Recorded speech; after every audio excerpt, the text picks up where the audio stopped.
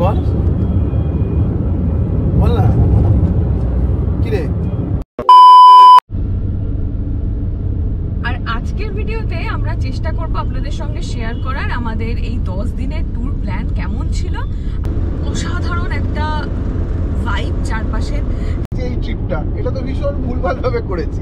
আমরা খাবার খুঁজছিলাম হন্যে হয়ে অনেকক্ষণ। Welcome to West Bengal. এটা কি দাঁতন? দাঁতন। হ্যাঁ 10 দিয়ে 5000 টাকা আমরা খেয়েছি। তবে কেমন লাগলো অল ওভার ট্রিপ? প্রশ্নটা তো আমার করা উচিত। সুতরাং সব মিলিয়ে এই ট্রিপটা আমাদের ভীষণ মনে থাকবে।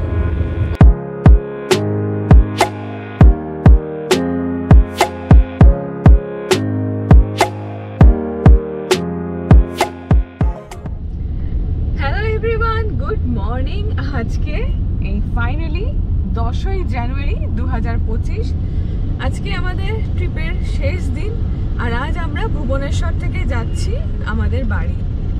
তো এই গোটা ট্রিপটা সত্যি যেরকম এনার্জি দিয়ে শুরু করেছিলাম তার থেকে অনেক কম এনার্জি দিয়ে শেষ করছি।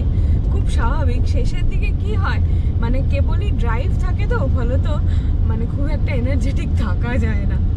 যাই হোক, আজকে মোটামুটি 450 কিলোমিটারের ড্রাইভ আছে এখান থেকে। টাইম দেখাচ্ছে এই যে দেখুন 8.5 ঘন্টা। তো আজকে আমরা টাইম শুরুই করেছি অনেক লেট করে। এই যে এখন 9টা বাজে ঘড়িতে।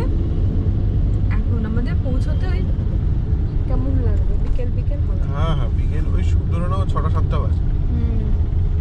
আসলে আমরা কি বলবো প্ল্যান করেই ছিলাম সকাল সকাল বেরোবো, আগের ট্রিপ গতকালের মতো, কিন্তু হয়ে উঠলো না। আসলে একেবারে হাইওয়ের ধারে তো সে সারা রাত ট্রাক যাচ্ছে আর যত তাদের বিচিত্র সব সাউন্ড একবার করে ঘুমটা ভেঙে যাচ্ছে। যাই হোক, শুরু হোক আজকের ট্রিপ। আশা করি অন্যান্য ভিডিওর মতো আজকের ভিডিওটা আপনাদের দেখতে ভালোই লাগবে।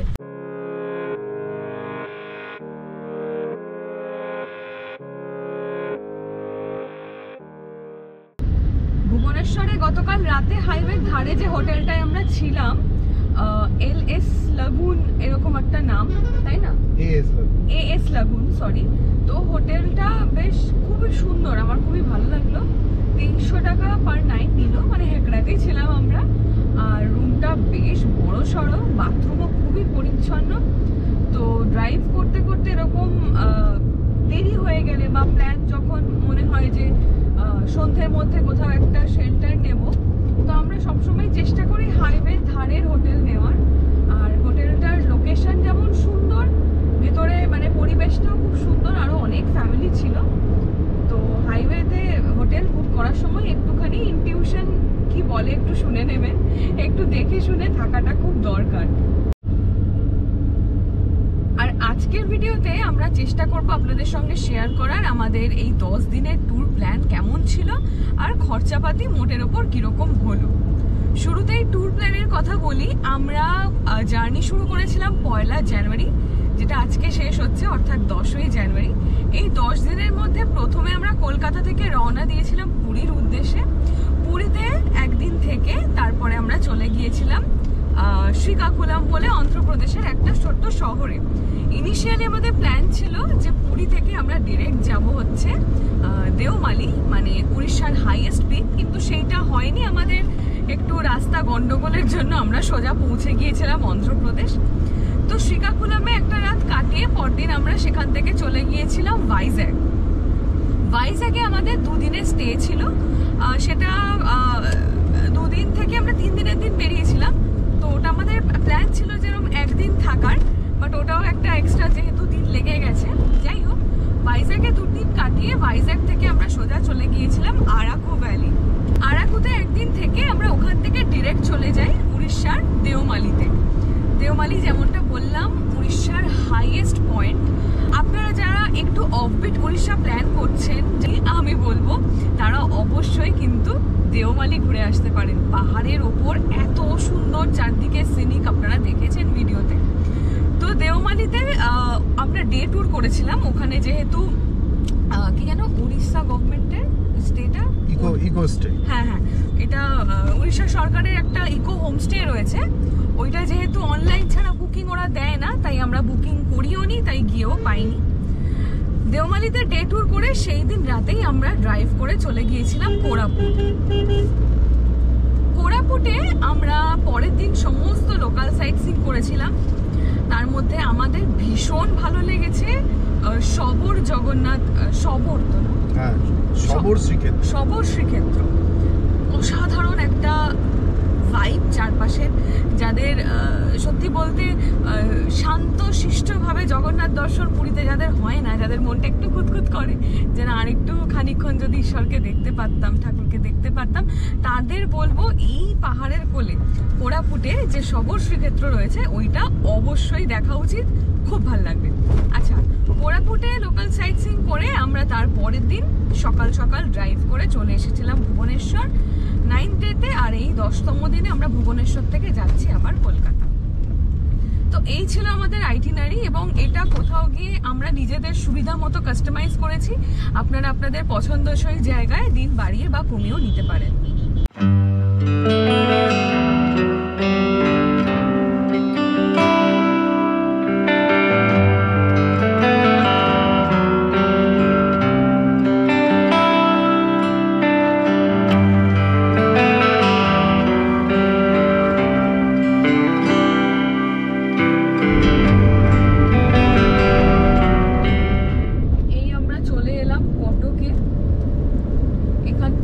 কলকাতার দূরত্ব 416 কিলোমিটার, এস্টিমেটেড টাইম দেখাচ্ছে 7 ঘন্টা 55 মিনিট, মানে 8 ঘন্টা।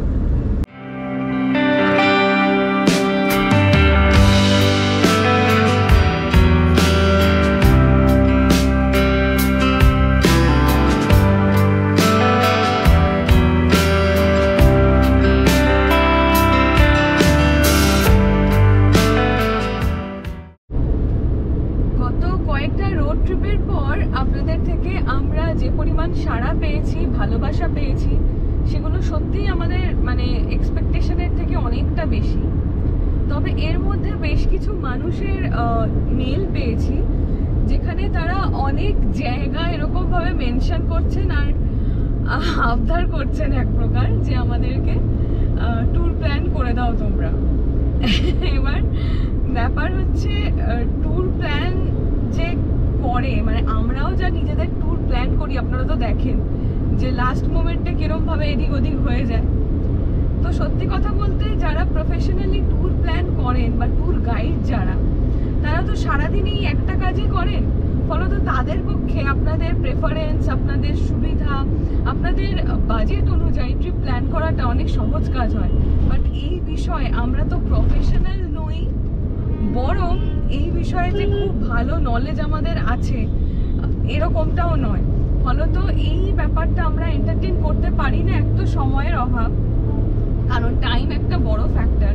দ্বিতীয়ত আপনি কিরকম জায়গা, আপনার কিরকম স্টে পছন্দ বা আপনার বাজেট, এই বিষয়গুলো ভীষণ ম্যাটার করে একটা ট্যুর প্ল্যান করে দেওয়ার জন্য। কারণ আপনি কোথায় থাকবেন, কি দেখবেন, একটা জায়গায় গেলে তার A to Z সমস্ত কভার করা কিন্তু সম্ভব না। ফলত আপনি কোনটা প্রেফার করবেন সেটা বেটার আপনি জানবেন। ফলত আমাদের পক্ষে সত্যি আপনাদের কাউকে, ইনফ্যাক্ট লাস্ট একটা মেল পেয়েছি আমাদের, আমি কি লিখেছে 8 রাত 9 দিন এরকম একটা সিমলা মানালি ট্যুর প্ল্যান। আমরা তো কোনোদিন সিমলা মানালি যাইনি, আমাদের নিজেদেরই কোনো এক্সপিরিয়েন্স নেই। কিছু বলবে? না, আমার এটাই মনে হয় যে ট্যুর যেটা বললো আর কি, ট্যুর প্ল্যান করাটা একটা বড় মানে হেডেকের কাজ। যেটা হতে পারে সেটা হচ্ছে আমরা আমাদের খরচ খরচা এইগুলো হিসেবে আমরা দিতে পারি যে এইভাবে থেকেছিলাম, তাতে টেন্টেটিভলি এই খরচ খরচা লেগেছে, তেলের খরচ, টোল ট্যাক্স, হোটেল ভাড়া, এগুলো মোটামুটি বলে দেওয়া যেতে পারে। কিন্তু আপনি কিভাবে ব্যাপারটাকে সাজাবেন, আমরা তো ভীষণ, এই যে এই ট্রিপটা এটা তো ভীষণ ভুলভাল ভাবে করেছি। মানে প্রথমে যেখানে যাওয়ার কথা অন্য জায়গায় চলে গেছি, সেখান থেকে আবার উল্টো পথে ফিরে এসেছি। তবে হ্যাঁ, এই যে রাস্তাগুলোতে যে কিরকম টোল, কত তেল খরচা হচ্ছে, তার একটা মোটামুটি আইডিয়া আমরা দিয়ে দিতে পারবো। একদমই তাই, এবং সেটা প্রত্যেকটা ভিডিওতেই আমরা দিই। এবং আপনারা যদি আগের ভিডিওগুলো না দেখে থাকেন, হঠাৎ করে এই ভিডিওটা যদি আপনার স্ক্রিনে পপ আপ করে, তাহলে বলবো সবার আগে আমাদের এই গোটা সিরিজটা কমপ্লিট করুন। গোটা সিরিজটা কমপ্লিট করলে প্রত্যেক যথাসম্ভব ইনফরমেশন আমরা দিচ্ছি। যদি হতেই পারে, মানুষ অবশ্যই ভুলচুক হতেই পারে, কোনো প্রশ্ন থাকলে কমেন্ট সেকশনে করুন, সেই অ্যাকর্ডিং আমাদের যদি জানা থাকে সেই বিষয়ে অবশ্যই আপনাদেরকে গাইড করে তো দেবই। এবার একটা গুরুত্বপূর্ণ কথা, যেটা শুভেন্দু বললো এক্ষুনি, খরচ খরচা।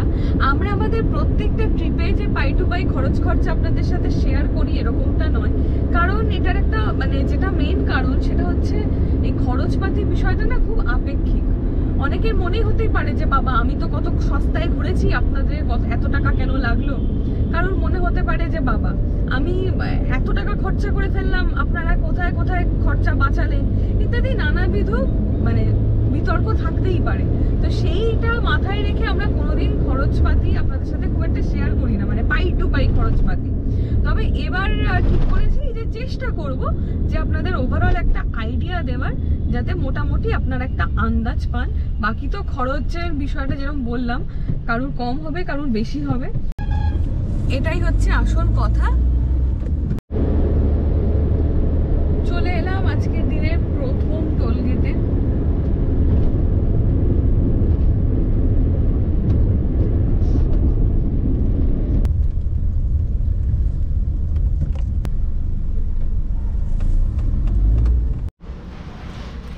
এখানে একটা পেট্রোল পাম্পে দাঁড়িয়েছিলাম তেল নেওয়ার জন্য। এটা কি দিয়েছে? এটা হচ্ছে 2500 টাকার উপরে তেল ভরালে এটা একটা ব্যাগ, আর তার মধ্যে একটা ডায়েরি আছে। ও মা, একটু ধরো, এরকম করে ধরো। আরে খুবই কাজের জিনিস নতুন বছরে। দেখো দেখো, আরে দারুণ খুশি। এটা কি সুন্দর জুটের ব্যাগ, বাহ।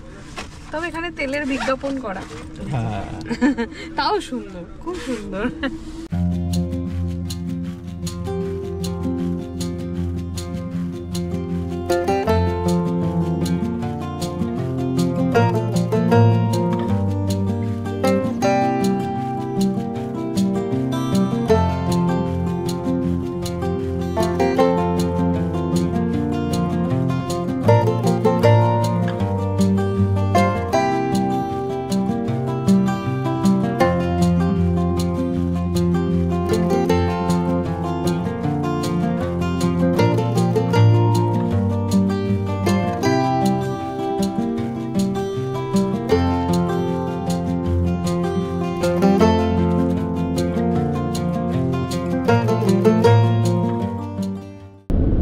যে বিষয়ে কথা হচ্ছিল যে এই যে আমরা টোটাল ট্রিপটা করলাম পুরো ওড়িশা এবং অন্ধ্রপ্রদেশ, এতে আমাদের খরচ খরচা কিরকম পড়েছে।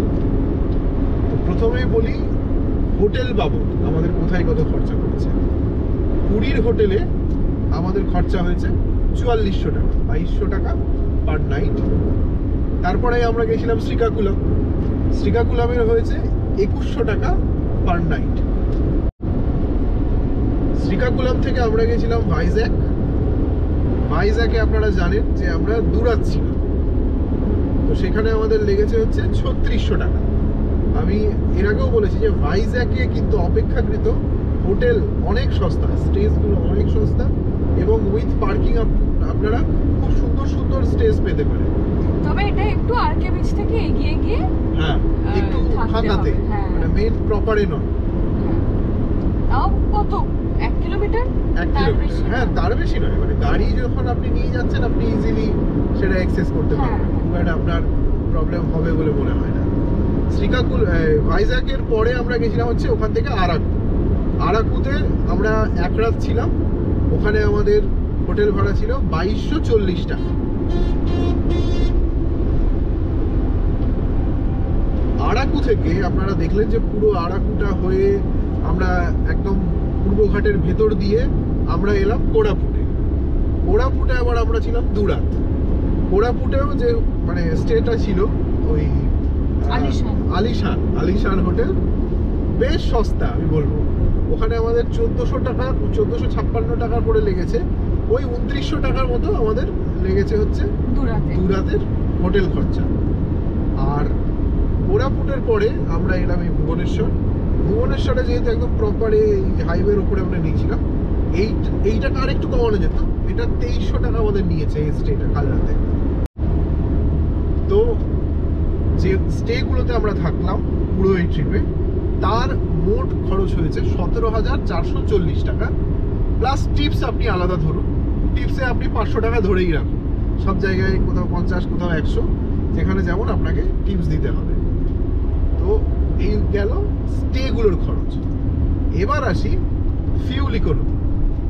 আমাদের মোটামুটি অ্যাপ্রক্স আমি বলছি, এক্স্যাক্ট আমি অ্যামাউন্ট মানে বলতে পারবো না, কারণ কোথাও একটু বেশি হয় একটু কম হয়, অনেকবার পাহাড়ে উঠেছি, পাহাড় থেকে নেমেছি।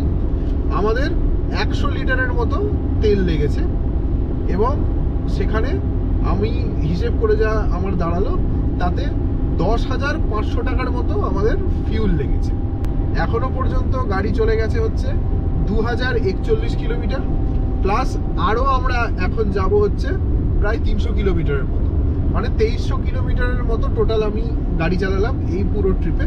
তাতে আমার ফিউল ইকোনমির পরেও তেল কিছুটা বাঁচবে অবশ্যই, কিন্তু সেখানে টোটাল আমার 10,500 টাকার শুধু তেল লেগেছে। আচ্ছা, যে কোনো ট্রিপের এবার সব থেকে মোস্ট ইম্পর্টেন্ট জায়গা আমাদের জন্য, কারণ আমরা দুজনেই খেতে ভালোবাসি। খেতে ভালোবাসি মানে অনেক খাই না, কিন্তু খেতে ভালোবাসি ঠিকঠাক জায়গায়, একটু পরিষ্কার পরিচ্ছন্ন জায়গায়, একটু সুস্থ স্বাভাবিক খাবার আমরা খাই। তো তাতে 10 দিনে আমাদের খরচ হয়েছে, আমি দিন প্রতি 500 টাকা ধরলাম। কেন বলে দিই, 500 টাকার বেশিও আমরা একদিনে খেয়েছি, কিন্তু আমাদের বহুদিন ব্রেকফাস্ট স্কিপ হয়ে গেছে, ব্রাঞ্চ করে ফেলেছি। এই রোড ট্রিপে এটা একটা মাইনাস পয়েন্ট, যে আপনি যখন গাড়ি নিয়ে বেরোবেন তখন এমন কিছু জায়গায় আপনি পৌঁছে যাবেন যেখানে দেখা গেল কিচ্ছু নেই, মানে খাওয়ার কোনো অপশনই নেই, কিছু পাচ্ছেনই না। তো দিন প্রতি 500 টাকা আমি ধরলাম, 10 দিয়ে 5,000 টাকা আমরা খেয়েছি। তবে প্লাস শুভেন্দু, কারণ আন্ধ্রা বিরিয়ানি আমরা খেয়েছি 2 দিন, হ্যাঁ একটু বেশি হবে। না আমি সেটা বলছি না, আমি বলছি যে মোটামুটি একটা অ্যাপ্রক্স, এক্স্যাক্ট আমি অ্যামাউন্ট বললাম না। 5,000 টাকা, 5,500 হতে পারে, আবার 4,800 হতে পারে।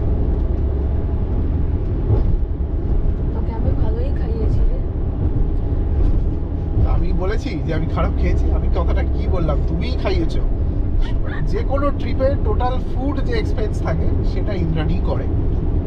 আর এবার তো মানে ইন্দ্রাণীর জুড়ি মেলা ভার এই রোড ট্রিপে, কারণ হচ্ছে ইন্দ্রাণী যেভাবে সাপোর্ট দিয়েছে, আমি সত্যি কথা বলছি, 10 দিন ধরে মানে একটা ট্রিপে থাকা। এবং আমি জানি যে এখন প্রচুর মহিলা ইউটিউবার রয়েছেন যারা এখন দুর্দান্ত সমস্ত রোড ট্রিপ করেন, বাইক নিয়ে বেরিয়ে যান, কিন্তু আজও আমাদের দেশে একটা মেয়ে যখন রাস্তায় বেরোয় তার উপযুক্ত ওয়াশরুম, তার উপযুক্ত মানে একটু রেস্ট রুম, এই অ্যাভেলেবিলিটিটা আজও নেই, এটা সত্যি কথা। তো সেই সমস্ত পরিস্থিতিতেও কিন্তু ইন্দ্রাণী অনবরত সাপোর্ট দিয়ে গেছে লাস্ট 10 দিন। তার জন্য ইন্দ্রাণী সরি, এটা একটা বিরাট বিভীষিকা এই রাস্তার মাঝখানে। যখন খুশি আমরা যাওয়ার দিন দেখলাম না, কিন্তু একটা প্যাথেটিক, খারাপ লাগে। যাই হোক, হ্যাঁ আর কি বলছিলে, ভালো হলো বলেন। তো সেটাই, যে ইন্দ্রাণী যেভাবে সাপোর্ট দিয়ে গেছে, আমিও ভাবতে পারিনি যে মানে এতটা এইভাবে ও সাপোর্ট দেবে। আমি তো খুব চিন্তাই ছিলাম যে আসলে কোরাপুট ওই সমস্ত জায়গা ভীষণ ইন্টেরিয়র, তো ওখানে অনেক সুযোগ সুবিধার এখনো মানে অভাব রয়েছে, এটুকু বলতে পারি। তো বেড়াতে গেলে কি বলুন তো, দিনে দিনে যত আপনি বেশি বেড়াবেন অনেক জিনিস অ্যাডজাস্ট হয়ে যায়, তখন সেগুলো আর সমস্যা বলে মনে হয় না। হ্যাঁ ঠিক আছে, চলো একবারই তো এসছি, এরকম একটা হয়ে যায়। তো যাই হোক, আমার যেটা একটা বলার সেটা হচ্ছে যে জার্নি সুন্দর না ডেস্টিনেশন সুন্দর, আমার কাছে আমি বলবো কোম্পানি সুন্দর হওয়াটা দরকার। সত্যি যার সাথে ঘুরছি সেই মানুষটা বা যাদের সঙ্গে ঘুরছি তারা যদি একটু সাপোর্টিভ না হয়, এইটা ভীষণ ম্যাটার করে আমার মনে হয়। তবে এটাও ঠিক যে রোড ট্রিপে যখন আপনি বেরোবেন, বিশেষত যখন একটা আপনার সঙ্গে একজন সঙ্গী আছে, সেখানে রোড ট্রিপের মধ্যে আপনার মতানৈক্য হতেই পারে তার সঙ্গে। এটা তো আমাদের রোজকার ব্যাপার, ওটা না হলে রোড ট্রিপ আর রোড ট্রিপ ঝগড়া ঝামেলা হবে, কিন্তু তার জন্য যে ড্রাইভ করছেন সে মাথা গরম করবেন না। যখন ড্রাইভ করছেন তখন সব কিছু ফেলে দেবেন, যা কথা হয়েছে যা রাগ হয়েছে সবকিছু ফেলে দিয়ে ঠান্ডা মাথায় ড্রাইভটা চালিয়ে যাবে। তুই তাহলে কোথায় ফেলে এলি, ভুবনেশ্বরে নাকি কোরাপুটে? আমি সব জায়গায় অল্প অল্প করে ফেলে দিই। আর কি মারবি না শয়তান। আচ্ছা, এরপরে যেটা আর একটা ইম্পর্টেন্ট এক্সপেন্সের হিসেব মানে ইয়েতে লিস্টে, সেটা হচ্ছে টোল ট্যাক্স। এটা রোড ট্রিপের একটা বড় জায়গা। তো টোল ট্যাক্সে কলকাতা থেকে পুরী, পুরী থেকে ভাইজ্যাগ, ভাইজ্যাগ থেকে আবার কলকাতা, কারণ কোরাপুট আর আরাকুটা বললাম না এই কারণে, কারণ পাহাড়ি রাস্তায় তেমন টোল ছিল না, একটা দুটোই টোল ছিল। তো সর্বসাকুল্যে আমি যা হিসেব দেখছি, আমি স্টেটমেন্ট বার করেছিলাম কাল রাতে, তাতে এখনো পর্যন্ত টোল আমার লেগেছে হচ্ছে 1500 টাকা, আরও 800 টাকা আপনার সামনে, মানে আপনি রাফলি 2500 টাকার টোল ধরে চলুন। এই হচ্ছে আপনার টোলের এক্সপেন্স। আর যে কোনো রোড ট্রিপে সব শেষে আপনাকে হাতে যেটা রাখতে হবে সেটা হচ্ছে, শুধু রোড ট্রিপ না, ঘুরতে গেলেই, সেটা হচ্ছে মিসলেনিয়াস কিছু খরচ। মিসলেনিয়াস খরচ বলতে এই ধরুন আপনি কোথাও গেলেন, কোথাও একটু ভালো চা পাওয়া যাচ্ছে সেটা কিনলেন, কোথাও কফি পাওয়া যাচ্ছে, কোথাও চকলেট পাওয়া যাচ্ছে, এইগুলো আপনি কিনলেন। এগুলো বাবদ, এগুলো ব্যক্তিগত মানে পার্সন টু পার্সন ভ্যারি করে। কেউ হয়তো কিছুই, আমি যেমন কিছুই কিনিনি তেমন, আমি অনেক কিছু কিনেছি। আমার ইন্দ্রাণী যেমন, আমি 1500 টাকার খালি চকলেটই কিনেছি। তো সেই বাবদ আমি ধরে রাখলাম 3000 টাকা। হ্যাঁ, তো এই দাঁড়ালো টোটাল হিসেব। তো তাহলে মোট কত হয়েছে একটু বলে দিই সবাইকে। টোটাল আমাদের এই ট্রিপে অ্যাপ্রক্স খরচ পড়েছে 38,440 টাকা, 38,440 রুপিস অ্যাপ্রক্স। এখনো পর্যন্ত যা যা হিসেব বললাম তা কিন্তু মানে সবই মানে তেল বাদ দিয়ে বাকি, আর তেল আর টোল বাদ দিয়ে বাকিগুলো কিন্তু পার্সন টু পার্সন ভ্যারি করবে। আপনি কিরকম স্টেতে আছেন বা কোথায় কোথায় থাকছেন, কি কি স্টপ দিচ্ছেন। তবে শুধু তো আমি এটুকু বলতে পারি, আমরা খুবই নমিনাল স্টে নিয়েছিলাম কিন্তু, হ্যাঁ তাই না, মানে এর থেকে লো বাজেটে জানি না হয় বলে জানি না, হ্যাঁ মানে বা আমি খুঁজে পাই, হ্যাঁ হতেই পারে যে 200-500 টাকা ওদিকেও সেভ হতে পারে, কিন্তু এবার আমরা স্টে সব নমিনাল বাট খুব ভালো ভালো, আমরা খুব স্যাটিসফাইড। তো আর একটু বেটার স্টে আপনারা নিতেই পারেন ভাইজ্যাগে, ধরুন ব্যালকনি থেকে সমুদ্র দেখছেন, তাহলে তো খরচ বাড়বে। আচ্ছা, বলতে বলতে আর একটা টোল গেট চলেও এলাম।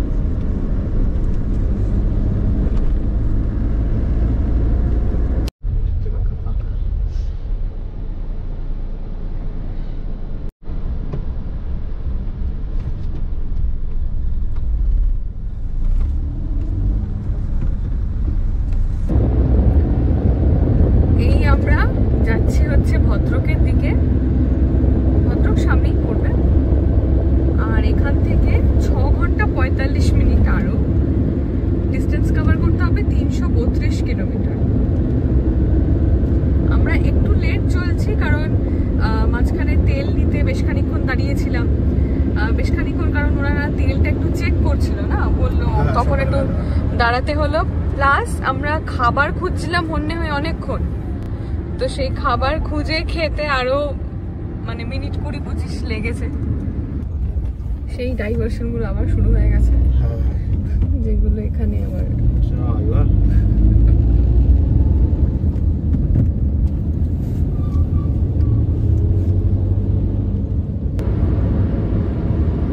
এই বাঁদিকে চলে যাচ্ছে ভদ্রক শহর।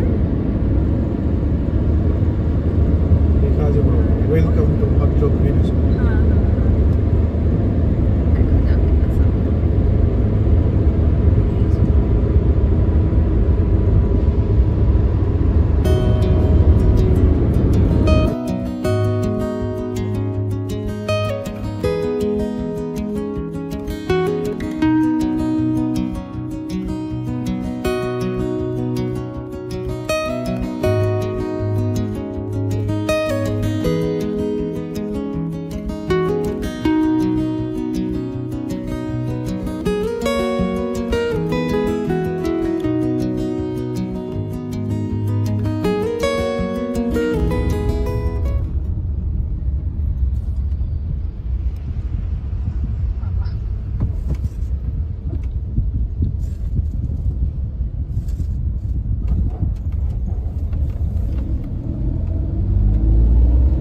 যাওয়ার দিনও মনে হয় যেগুলো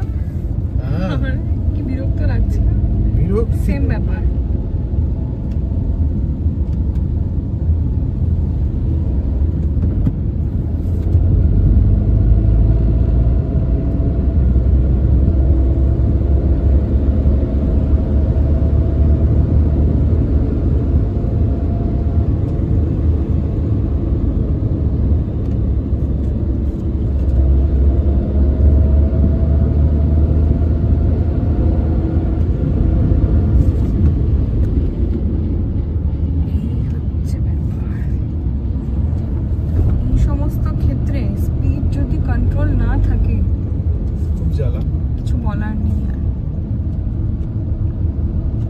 পেছন পেছন যাই। আজকে তো খালি গাড়িই চড়া, তো গাড়িই চড়ি সুস্থ ভাবে।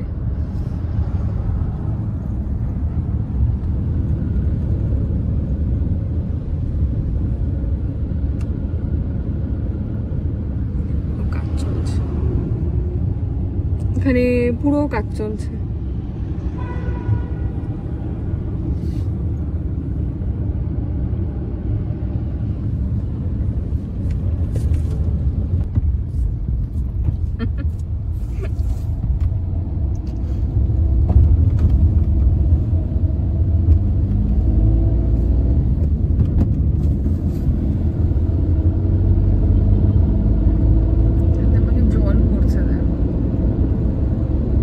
ফ্রিজার আছে, রেফ্রিজারেটর।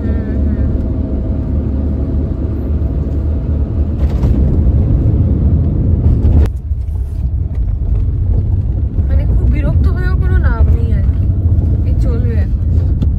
ডাইভারশন মানে একটা জায়গায় কিরকম একটা ফাঁকা মানে কি, গাড়িগুলো জটলা এক জায়গায় করছে আর সামনের গাড়িগুলো পেছনে আটকে যাচ্ছে, তো ডাইভারশন সবাই স্লো হয়ে যাচ্ছে। এই সুযোগে যতটা পারি টেনে দিই, বুঝলি তো।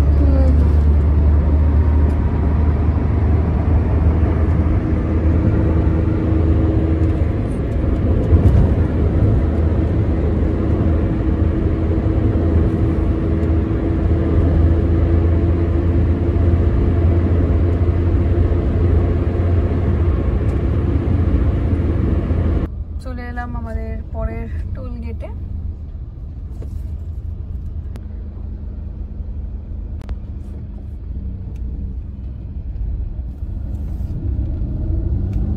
ওইদিকে লাইন দেখ শুভেন্দু, বিরাট লাইন।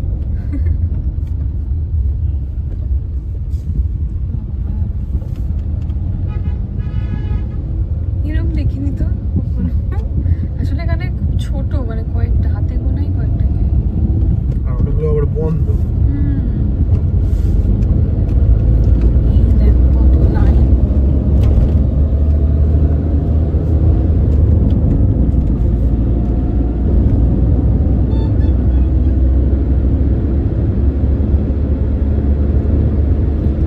এই সমস্ত কারণেই আমি বলি যে রোড ট্রিপ শুরু করার যে কোনো জায়গা থেকে মোক্ষম সময় হচ্ছে ভোর 4:30 5টা বা 4টা টু 5টা।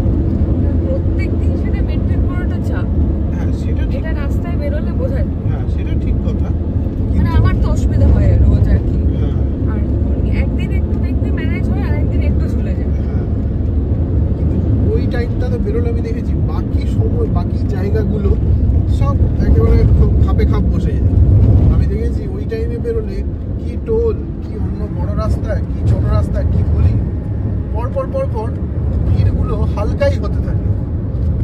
মানে এটা কি করে হয় মানে যতবার আমি বেরিয়েছি হয়তো কোইন্সিডেন্টালি আমার ক্ষেত্রে হয়েছে বলে আমার এটা মনে হয়, কিন্তু আমি তাই পেয়েছি। ভোরবেলা বেরিয়ে বাকি সব সময় ফাঁকা পেয়েছি। দিন যত বেড়েছে ওই ভিড়টা আমার পেছনে পেছনে আসছে শহর থেকে, যেটা আরেক জায়গায় আসছে, ফলে অন্য জায়গাতে এসে জায়গাগুলো হালকাই থাকে আমি দেখেছি। আমরা কি বালাসোরে চলে এলাম? আমরা বালাসোর ক্রস করে গেছি। ক্রস করে গেছি? হ্যাঁ। ও আমি কি করছিলাম। এনিওয়েজ বালাসোর ক্রস করেছি, মানে বাইপাস করে। এবার আমরা ওই NH 16-এই আছি। ওই আবার একটা ডাইভারশন এসছে।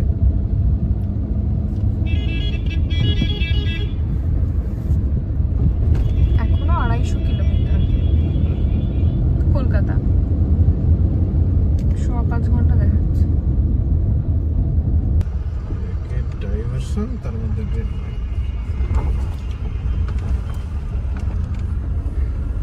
ও সেই লেভেল ক্রসিংটা আগের দিনও আমরা এটা এখানে ওয়েট করতে হয়নি, মানে যেদিন যাচ্ছিলাম ফেরার দিনও ভালো কথা।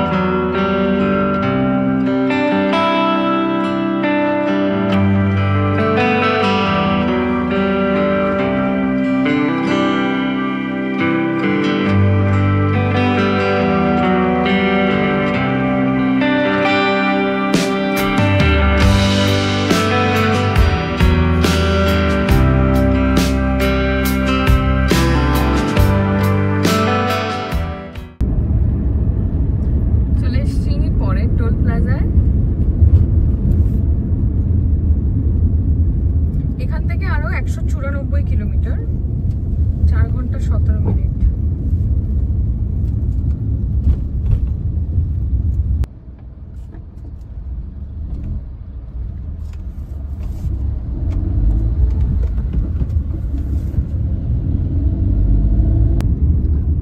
Welcome to West Bengal. এটা কি দাঁতন? দাঁতন। হ্যাঁ, ফাইনালি চলে এলাম আমাদের বঙ্গে। রীতিমতো দ্রাবিড় উৎকল বঙ্গ হয়ে গেল আমাদের ট্রিপটা। ঠিকই তাই তো।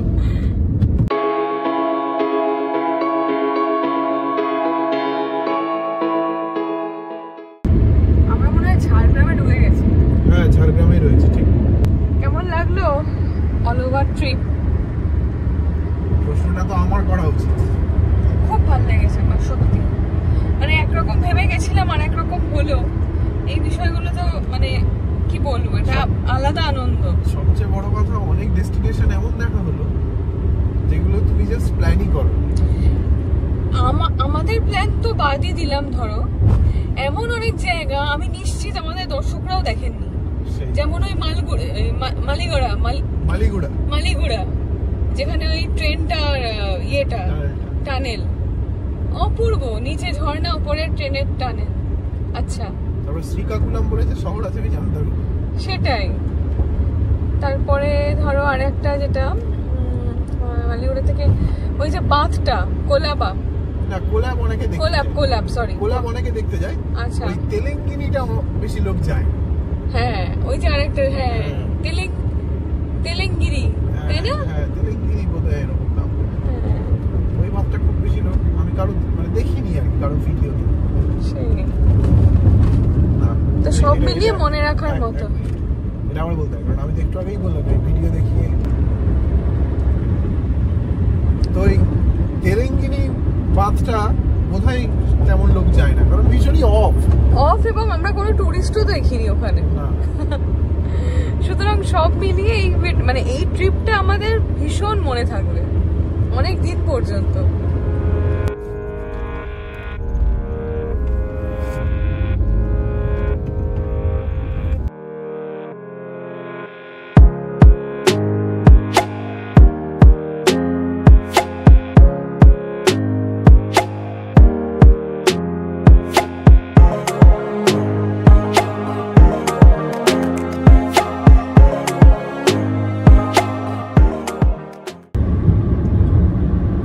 NH16 ধরে যে আমরা ভুবনেশ্বর থেকে এলাম এবং ইতিমধ্যেই আমরা খড়গপুর বাইপাস ক্রস করে গেছি।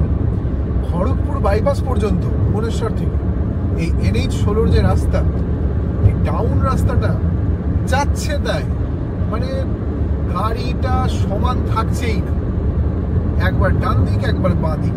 গাড়ি মানে রাস্তাটা একেবারে প্লেন না, বড় বড় লরি গেছে না কি গেছে কি জানে, চাকার জন্য ওই জায়গাগুলো এরকম একটা ডাউন হয়ে গেছে, এরকম গর্ত খেলে গেছে ড্রেনের মতো। এবার কি হয়েছে, গাড়িটার চাকা যখনই পড়ছে গাড়িটা শটল করছে নিজের জায়গায়, মানে স্পিড তোলাই যাচ্ছে না। অথচ এই যেই খড়গপুর বাইপাস ক্রস করে এবার যাচ্ছি, দুর্দান্ত রাস্তা, কোনো গাড়ি কাঁপছে না, গাড়ি একদম সোজা চলছে, স্পিডও তোলা যাচ্ছে।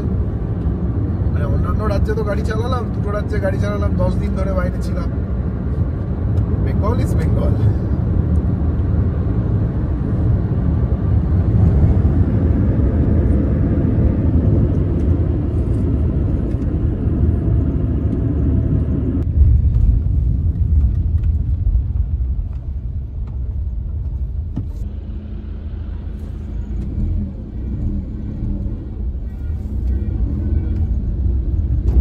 আমরা এই ডেবরা ক্রস করছি এখান থেকে কলকাতা, আর 100 কিলোমিটার, সময় লাগবে 2 ঘন্টা 45 মিনিট।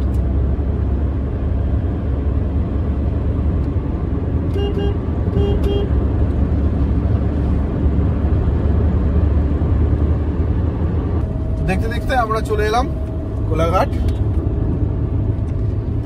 ফাইনালি সত্যি 10 দিন বাড়ির বাইরে, মানে কেন একটা এখন মনে হচ্ছে না যে কতক্ষণে ঘরে ঢুকবো। এই জিনিসটা কিন্তু একটা হয়, যাই বলো, মানে এই জায়গাটা ছেড়ে আসতে দরকার। নিজের বাড়ি মানে সেখানে কাল সকালে আর আমাকে আবার লাগেজ গুছিয়ে বেরোতে হবে না। হোটেলে কি রোজ রাতে ঘুমোতাম, আর ঘুমোতাম কাল সকালে কটার সময় বেরোবো। অনেক সময় কি করতাম, আমরা ট্রলি ব্যাগটা রাতেই গাড়িতে সেট করে দিয়ে দিই, মানে রেখে আসতাম যাতে সকালবেলা হুটোপাটি না হয়। তো এখানে কি কোথাও দাঁড়াবে? আমরা তো সব পেরিয়ে চলে এলাম। বলো সঙ্গে গাড়ি ঢুকবো নাকি বাড়ি যাবো? সোজা বেরিয়ে যাই। চলো। সেই আলুর পরোটা এখনো রয়েছে পেটে। তোমার? আমার এখন খিদে পায় না। রুটি তড়কা খেয়েছিলে সকালে? সকালে না, ওই 12টার সময়। এখন কটা বাজে? ও বাবা, এখন তো 4:30।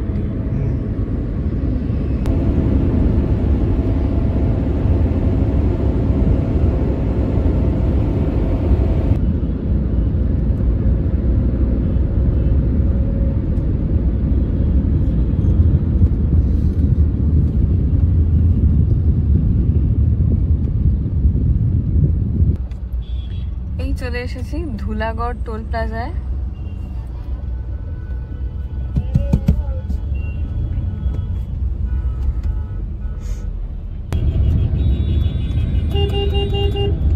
বাবা রে বাবা, কত রকমের হর্ন, তারপরে ট্রাফিক, আবার এদিকে টোটো, এদিকে ছোট হাতি, এদিকে গাড়ি। মানে এটা যে কতক্ষণ ধরে চলছে, মানে কি বলবো। আর ভয়ঙ্কর লেট হলাম আমরা, ভয়ঙ্কর যাকে বলে। ফাইনালি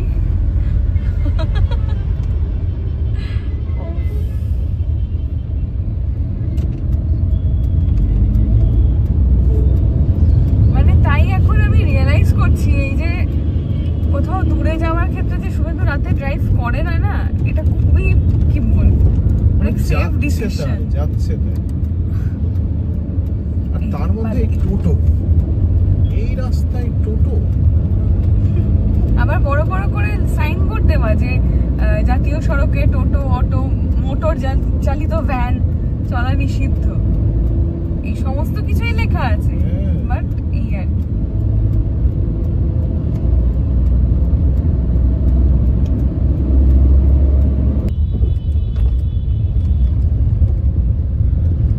সাঁতরাগাছি ব্রিজে জ্যাম পাবো না, এটা তো মানে অসম্ভব।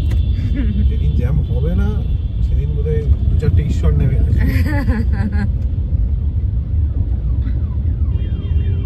এটা হচ্ছে ওই সাঁতরাগাছি ব্রিজে ওঠার জ্যাম।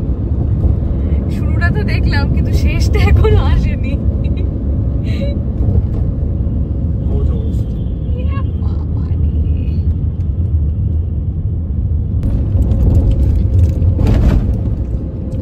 ফাইনালি আজকের আর এই ট্রিপের শেষ টোল। বাবা রে বাবা, বাবা রে বাবা।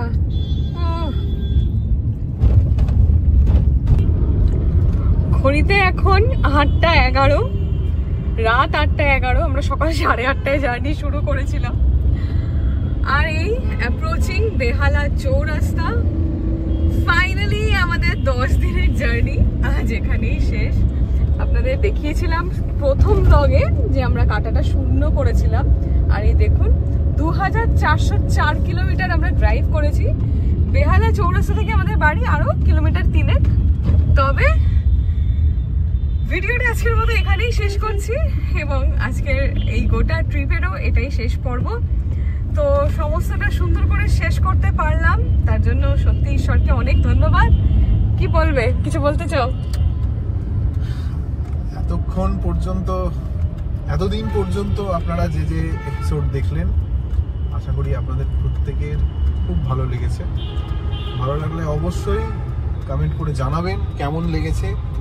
আর সত্যি কথা বলতে আমরা 10 দিনের এরকম একটা রোড ট্রিপ করতে পারবো সেটা আমরাও ভাবতে পারিনি, তাই না? হ্যাঁ, একদমই একদমই। তো সব মিলিয়ে এক্সপিরিয়েন্স ভালো ছিল। তো অবশ্যই লাইক করবেন, শেয়ার করবেন আর আমাদের চ্যানেলটা সাবস্ক্রাইব করতে ভুলবেন না। সবাই খুব ভালো থাকবেন, সুস্থ থাকবেন। দেখা হচ্ছে খুব তাড়াতাড়ি। বাই।